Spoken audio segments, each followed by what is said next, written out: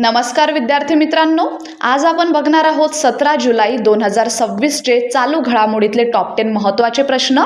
आणि आजचा आपला पहिला प्रश्न आहे, अलीकडे भारतातील पहिले सरकारी कृत्रिम बुद्धिमत्ता विद्यापीठ स्थापन करण्याची घोषणा कोणत्या राज्याने केली आहे?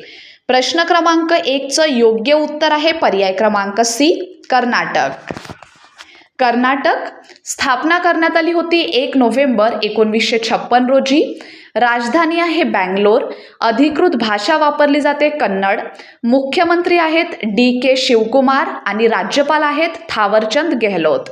प्रसिद्ध राष्ट्रीय उद्याने बांदीपूर राष्ट्रीय उद्यान, कुद्रेमुख राष्ट्रीय उद्यान आणि अंशी राष्ट्रीय उद्यान।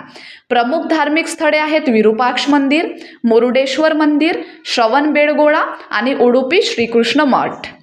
प्रश्न दुसरा, अलीकडे 60व्या ज्ञानपीठ पुरस्काराने कोणाला सन्मानित करण्यात आले आहे?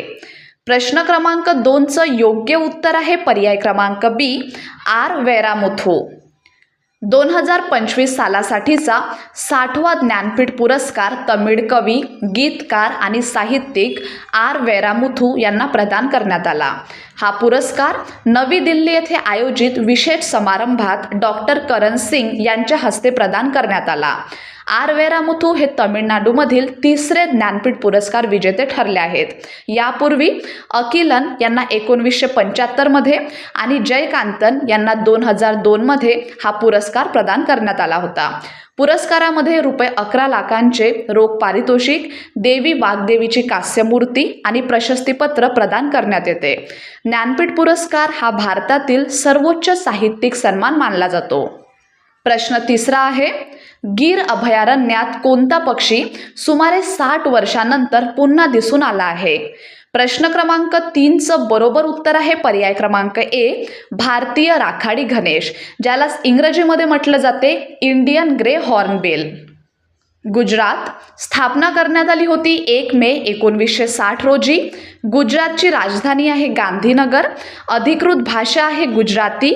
मुख्यमंत्री आहेत भूपेंद्र पटेल आणि राज्यपाल आहेत आचार्य देवव्रत। प्रमुख राष्ट्रीय उद्याने आहेत गीर राष्ट्रीय उद्यान, ब्लॅकबक राष्ट्रीय उद्यान आणि मरीन राष्ट्रीय उद्यान।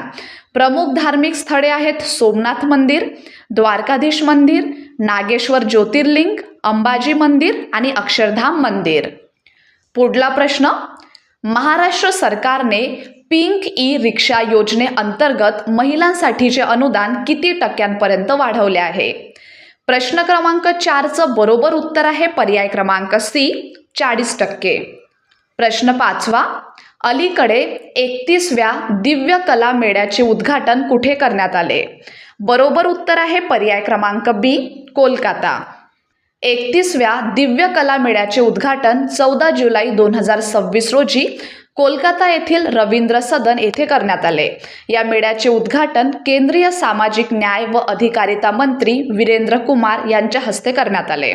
हा मेळा 14 ते 22 जुलै 2026 या कालावधीत एकूण 8 दिवस आयोजित करण्यात आला आहे। दिव्य कला मेळा हा दिव्यांग उद्योजकांनी तयार केलेल्या उत्पादनांच्या प्रोत्साहनासाठी आयोजित केला जातो। या उपक्रमाची संकल्पना डिसेंबर 2022 मध्ये मांडण्यात आली होती आणि यापूर्वी हा मेळा श्रीनगर, कोची, तिरुवनंतपुरम, गुवाहाटी, अहमदाबाद आणि पटना येथे आयोजित करण्यात आला आहे। प्रश्न 6वा, भारतीय रेल्वेने रिफॉर्म एक्सप्रेस उपक्रमाअंतर्गत किती नवीन मालवाहतूक सुधारणा जाहीर केल्या आहेत? प्रश्न क्रमांक 6 चं बरोबर उत्तर आहे पर्याय क्रमांक सी, 8। प्रश्न 7वा, भारत जपान 8वी संरक्षण धोरण संवाद बैठक कुठे आयोजित करण्यात आली आहे? प्रश्न क्रमांक 7 चं बरोबर उत्तर आहे पर्याय क्रमांक बी, टोकियो। जपान देशाबद्दल जाणून घ्या। जपानची राजधानी आहे टोकियो। चलन वापरले जाते जपानी येन। अधिकृत भाषा आहे जपानी।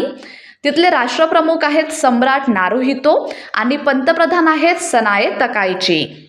प्रश्न 8वा, अलीकडे ₹4850 कोटींच्या राष्ट्रीय महामार्ग प्रकल्पाअंतर्गत कोणत्या द्रुतगती मार्गाचे उद्घाटन करण्यात आले? योग्य उत्तर आहे पर्याय क्रमांक बी, लखनौ कानपूर एक्सप्रेसवे। रुपये 4,850 कोटी किमतीच्या 3 राष्ट्रीय महामार्ग प्रकल्पांचे उद्घाटन करण्यात आले।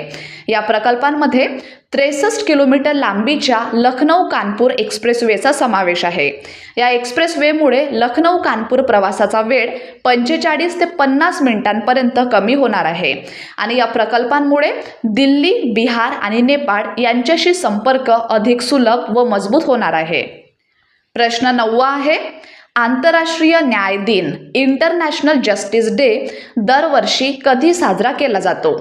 प्रश्न क्रमांक 9चं बरोबर उत्तर आहे पर्याय क्रमांक सी, 17 जुलै रोजी। आंतरराष्ट्रीय न्याय दिन हा दरवर्षी 17 जुलै रोजी साजरा केला जातो। हा दिवस 1998 मध्ये रोम विधान स्वीकारल्याच्या स्मरणार्थ पाळला जातो। या दिवसाचा उद्देश जागतिक उत्तरदायित्व वाढवणे आणि पीडितांच्या हक्कांचे संरक्षण करणे हा आहे। आणि शेवटचा प्रश्न क्रमांक 10वा, अलीकडे टॉवर ऑफ जस्टिसचे उद्घाटन कोणत्या शहरात करण्यात आले आहे? प्रश्न क्रमांक 10चं बरोबर उत्तर आहे पर्याय क्रमांक बी, गुरुग्राम। हरियाणातील गुरुग्राम येथे टॉवर ऑफ जस्टिसचे उद्घाटन करण्यात आले। या 7 एकर क्षेत्रफळाच्या न्यायिक संकुलाचे उद्घाटन भारताचे सरन्यायाधीश न्यायमूर्ती सूर्यकांत यांच्या हस्ते करण्यात आले। उद्घाटन समारंभास हरियाणाचे मुख्यमंत्री नायब सिंग सैनी आणि केंद्रीय मंत्री मनोहर लाल उपस्थित होते। हरियाणाबद्दल जाणून घ्या। स्थापना करण्यात आली होती 1 नोव्हेंबर 1966 रोजी। हरियाणाची राजधानी आहे चंदीगड। अधिकृत भाषा वापरली जाते हिंदी आणि पंजाबी। मुख्यमंत्री आहेत नायब सिंग सैनी आणि राज्यपाल आहेत आशीष कुमार घोष। 2 प्रमुख राष्ट्रीय उद्याने आहेत, सुलतानपूर राष्ट्रीय उद्यान आणि कलेसर राष्ट्रीय उद्यान। प्रमुख धार्मिक स्थळे आहेत ब्रह्मसरोवर, ज्योतिसर, शीतला माता मंदिर आणि भीमादेवी मंदिर संकुल। तर विद्यार्थी मित्रांनो, हे होते आपल्याचे टॉप 10 अतिशय महत्त्वाचे प्रश्न। माहिती उपयुक्त वाटली असेल तर चॅनलला नक्की सबस्क्राईब करा आणि कमेंट बॉक्समध्ये तुमचा फीडबॅक देत चला। धन्यवाद।